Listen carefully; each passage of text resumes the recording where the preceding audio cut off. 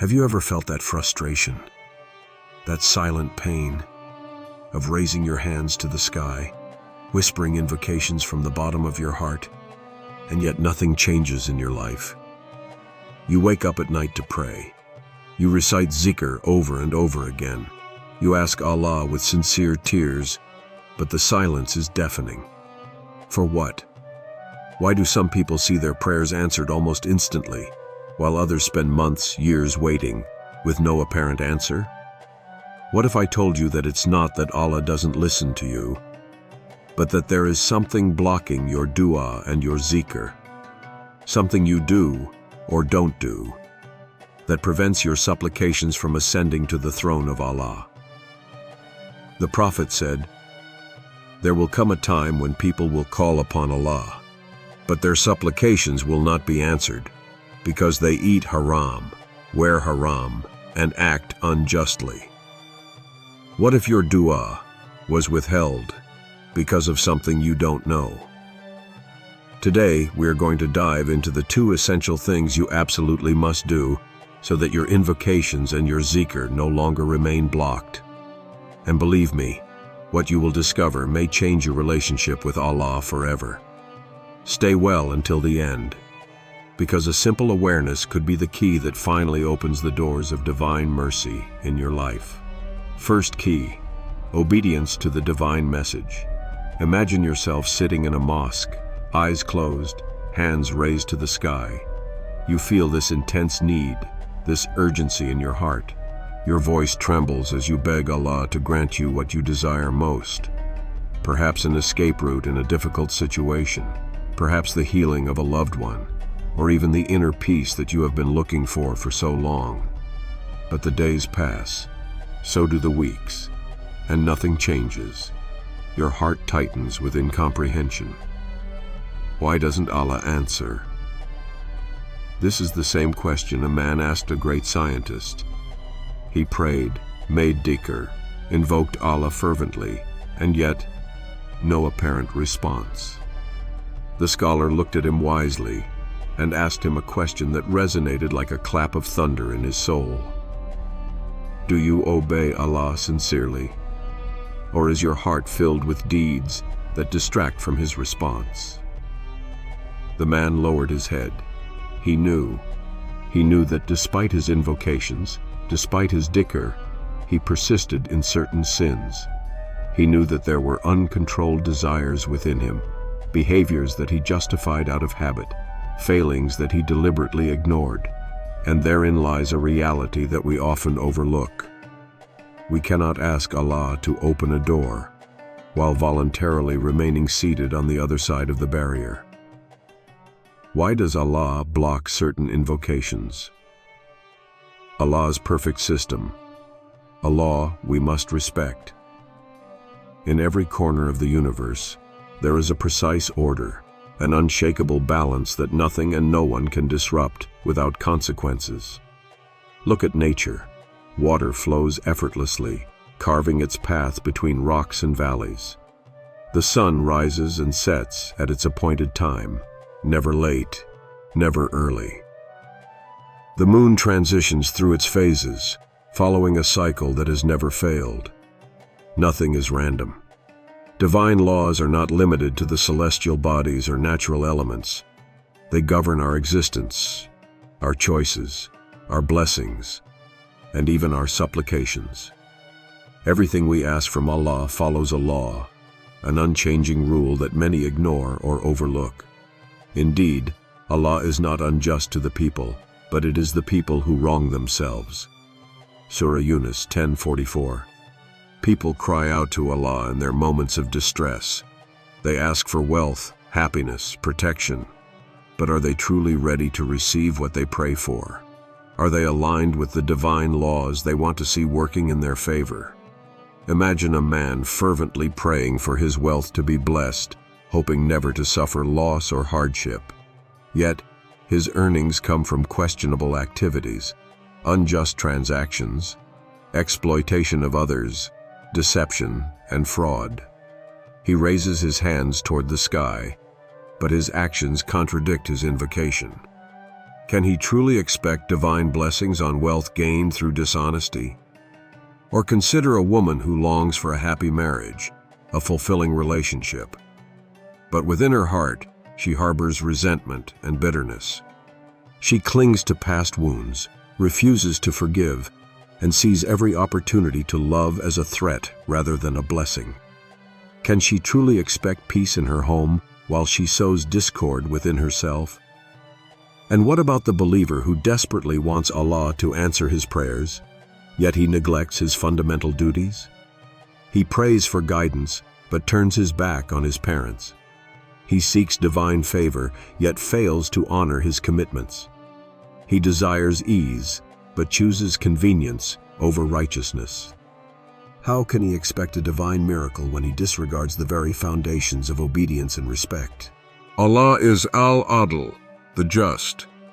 His justice is absolute, encompassing all things, from the smallest atom to the grandest galaxy. He never withholds from a sincere heart, but he also cannot bestow blessings upon one who willingly walks away from him. Yet, how often do we see people make dua, supplication, with desperate hearts, pleading for their wishes to be granted, while their actions contradict their own prayers? They cry out, "O Allah, bless me with wealth," but their hands engage in dishonest business. They beg for a loving marriage, yet they refuse to let go of bitterness and pride. They seek peace and guidance, but they neglect the duties Allah has assigned them. This is where many fail to understand a fundamental truth. Dua is not magic. It is a covenant. Supplication, a contract between you and your Lord. A supplication is more than just words whispered into the wind. It is not a wish thrown into the universe, hoping for a miracle with no effort on our part. Dua is a contract, an agreement between the servant and his Creator. Allah has established laws in the universe that are unbreakable. A farmer cannot expect a harvest without planting seeds. A student cannot pass an exam without studying. Likewise, a believer cannot receive divine blessings without aligning himself with what he asks for. The Prophet Muhammad said, "Tie your camel and then put your trust in Allah." This means that faith is not about wishful thinking, it requires action. Do you really want prosperity? Many people pray for financial success, hoping for wealth, stability, and ease. But wealth is a test, and Allah does not grant it to just anyone without wisdom. Are you earning your money in a halal way? Or does your income come from deception, fraud, or unlawful transactions? Are you giving in charity? The Prophet taught that charity does not decrease wealth. Do you believe in this promise? Are you being fair in your business dealings? Do you pay employees their due wages, or do you exploit their work? A businessman once complained that his wealth never seemed to last.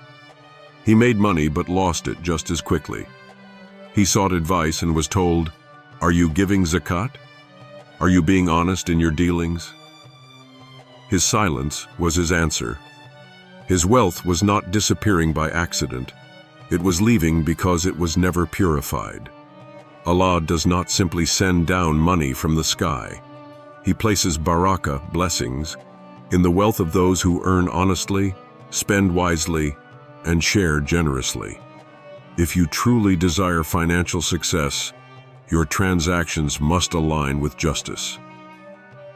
Do you really want a happy marriage?